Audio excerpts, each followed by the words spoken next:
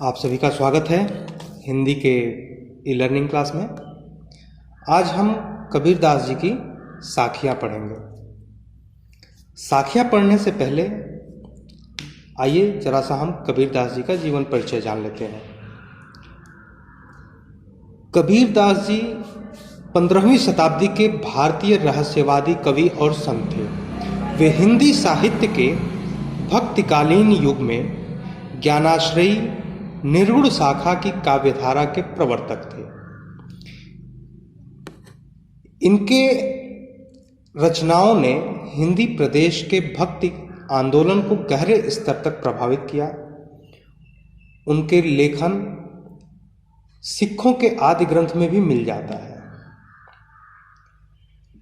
कबीरदास जी के जन्म के संबंध में अनेक किंवदंतियां प्रचलित हैं। विद्वानों में कबीर के माता पिता के विषय में एक राय निश्चित नहीं है कि कबीर नीमा और नीरू के वास्तविक संतान थे या नीमा और नीरू ने केवल इनका पालन पोषण ही किया था।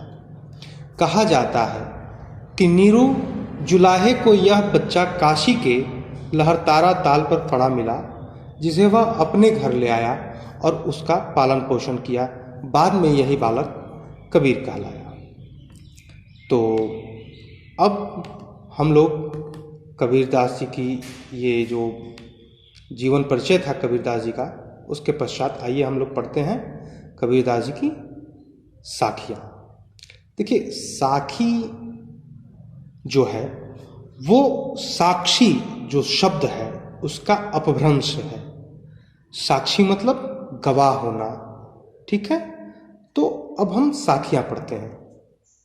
साखियों में पहला दोहा जो है, मान सरोवर सुभर जल हंसा केलि कराय, मुक्ता फल मुक्ता चुगे अब उड़ि अनतन जाय।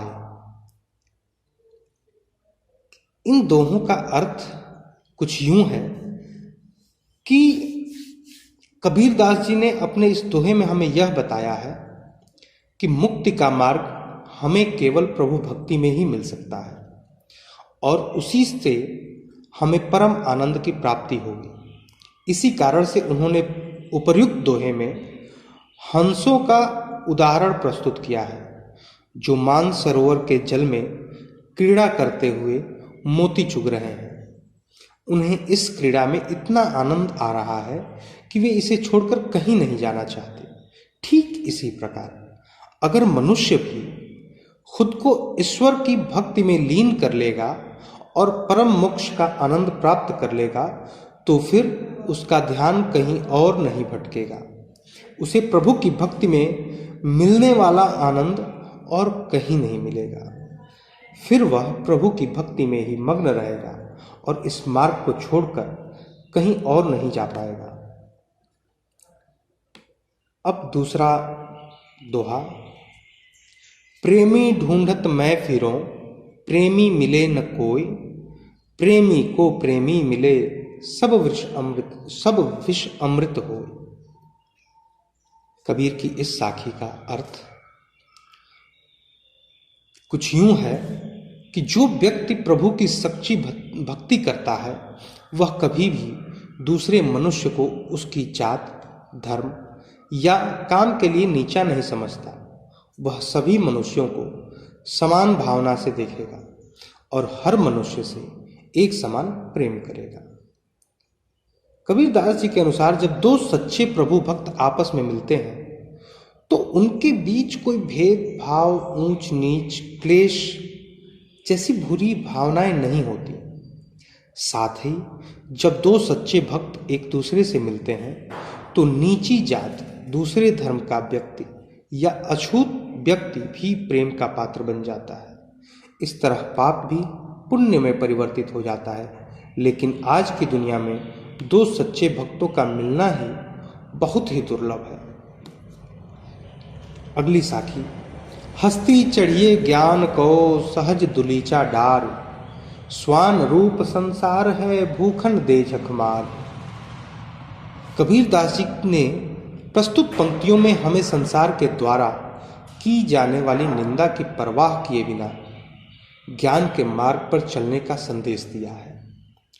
उनके अनुसार जब हाथी चलते हुए, हस्ती का मतलब हाथी होता है, जब हाथी चलते हुए किसी गली मोहल्ले से गुजरता है तो गली के कुत्ते व्यर्थ ही भौंकना शुरू कर देते हैं। असल में उनके भौंकने से कुछ बदलता नहीं और हाथी उनके भौंकने की परवाह किए बिना स्वाभाविक रूप से सीधा अपने मार्ग में चलते चले जाता है।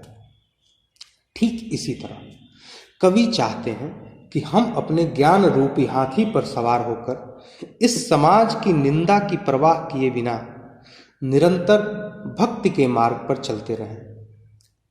कबीरदास जी के अनुसार जब भी आप कोई ऐसा काम करें जो साधारण मनुष्य के लिए कठिन हो या फिर सबसे अलग हो, तो आपके पास, आपके आस पड़ोस या समाज के जो लोग हैं आपको ऐसी बातें कहेंगे जिनसे आपका मनोबल कमजोर हो जाए। इसीलिए कबीरदास जी चाहते हैं कि हम इन बातों को अनसुना करके अपना मनोबल ऊंचा करके अपने कर्म पर ध्यान दें।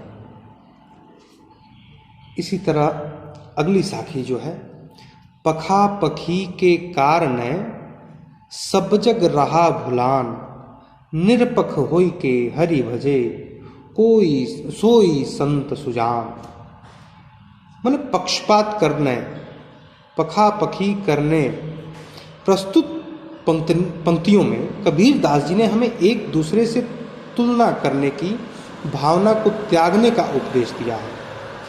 कवि के अनुसार बिना किसी द्वेष भाव के निष्पक्ष होकर प्रभु की भक्ति करना ही मोक्ष की प्राप्ति का एकमात्र मार्ग है। जो लोग एक दूसरे को जाति, धर्म, काम या धन के आधार पर छोटा बड़ा समझते हैं, वो लोग सच्चे मन से प्रभु की भक्ति नहीं कर पाते और उन्हें मोक्ष की प्राप्ति नहीं हो पाती। इसलिए हमें इन भेदभावों से ऊपर उठकर निष्पक्ष मन से भगवान की भक्ति करनी होगी, तभी हमारा कल्याण हो सकता है। अगली साखी, हिंदू मुआ राम कह, मुसलमान खुदाय।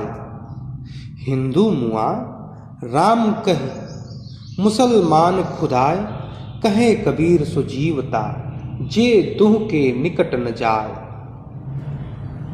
प्रस्तुत दोहे में कवि ने उस समय समाज में फैले हिंदू व मुस्लिम के आपसी भेदभाव का वर्णन किया है। कवि के अनुसार उस समय समाज में हिंदुओं तथा मुसलमानों में एक दूसरे के प्रति काफी द्वेष था और वे एक दूसरे के धर्म से घृणा करते थे। हिंदू राम को महान समझते थे जबकि मुसलमान खुदा को, मगर दोनों राम और खुदा का नाम लेकर भी अपने ईश्वर को प्राप्त नहीं कर सके, क्योंकि उनके मन में प्रभु की भक्ति से ज्यादा आपसी भेदभाव और नफरत की भावना मौजूद थी। इसी वजह से संत कबीरदास जी ने हमें यह उपदेश दिया कि हिंदू मुस्लिम दोनों एक हैं, राम और खुदा दोनों ईश्वर के ही रूप हैं। इसलिए हमें आपसी भेदभाव को छोड़कर सर्वश्रेष्ठ ईश्वर, फिर वो चाहे राम हो या फिर खुदा, की भक्ति में लीन हो जाना चाहिए, तभी हम मोक्ष प्राप्त कर पाएंगे। कबीरदास जी की अगली साखी है, काबा फिरी कासी भया, राम ही भया रहीम, मोट चून मैदा भया, बैठ कबीरा जी। प्रस्तुत दोहे में कबीरदास जी ने हिंदू मुसलमान के आपसी भेदभाव को नष्ट करने का संदेश दिया है। कवि का मानना है कि अगर कोई हिंदू या मुस्लिम आपसी भेदभाव को छोड़कर निष्पक्ष होकर प्रभु की भक्ति में लीन हो जाए तो उसे मंदिर मस्जिद एक समान लगने लगेंगे, फिर उसे राम व रहीम एक ही ईश्वर के दो रूप लगने लगेंगे जिसमें कोई अंतर नहीं होगा। इस प्रकार हिंदू व मुसलमान को मस्जिद तथा मंदिर एक समान रूप से पवित्र लगने लगेंगे। कवि कहते हैं कि जब गेहूं को बारीक पिसा नहीं जाता वो खाने योग्य नहीं होता है, लेकिन जैसे ही गेहूं को पीस दिया जाता है वो स्वादिष्ट खाना बनाने लायक बन जाता है। ठीक इसी तरह हमें अपने बुरे भावों और विचारों को एकता की चक्की में पीसकर सद्भावना के आटे में बदलना होगा। फिर हमें एक दूसरे के धर्म में कोई बुराई नहीं दिखेगी, हमें उनमें केवल प्रभु की भक्ति का ही संदेश दिखाई देगा। जिस दिन ऐसा हो जाएगा उस दिन हिंदू मुसलमान एक साथ बैठकर प्रेम से खाना खाएंगे। अगली साखी जो है, ऊंचे कुल का जन्मिया जे करनी न ऊंची होय, सुबरन कलश सुरा भरा साधु निंदा सोय। कबीरदास जी की इस साखी का जो अर्थ है वो कुछ यूं है कि पहले के समय में व्यक्ति को उसके कुल से बड़ा समझा जाता था, न कि उसके कर्म और ज्ञान से। इसी वजह से कवि ने इन दोहों में हमें यह संदेश दिया है कि कोई भी व्यक्ति अपने कुल से नहीं बल्कि अपने कर्मों से बड़ा होता है। जैसे अगर एक सोने के मटके में मदिरा भरी हो तो वह किसी साधु के लिए मूल्यहीन हो जाता है। सोना का बना होने पर भी उसका कोई महत्व नहीं हो रहता। ठीक वैसे ही बड़े कुल में पैदा होने के बाद भी अगर कोई व्यक्ति बुरे कर्म करे और दूसरों के परोपकार से जुड़े महान काम न करे तो वह बड़ा कहलाने लायक नहीं है। इसलिए हमें किसी मनुष्य को उसके कुल से नहीं बल्कि उसके कर्मों से पहचानना चाहिए। अभी इस वीडियो में हम लोग साखी पढ़े, कबीरदास जी का जीवन परिचय हमने जाना। अब अगले वीडियो में हम आपके सामने प्रस्तुत होंगे कबीरदास जी के दोहे जो शब्द के रूप में लिखे गए हैं उनके साथ। आप हमारे चैनल को सब्सक्राइब करें, साथ में लगा हुआ जो बेल आइकन है उसे क्लिक करें ताकि हमारे आने वाले हर अपडेट्स का आपको नोटिफिकेशन मिलता रहे। धन्यवाद।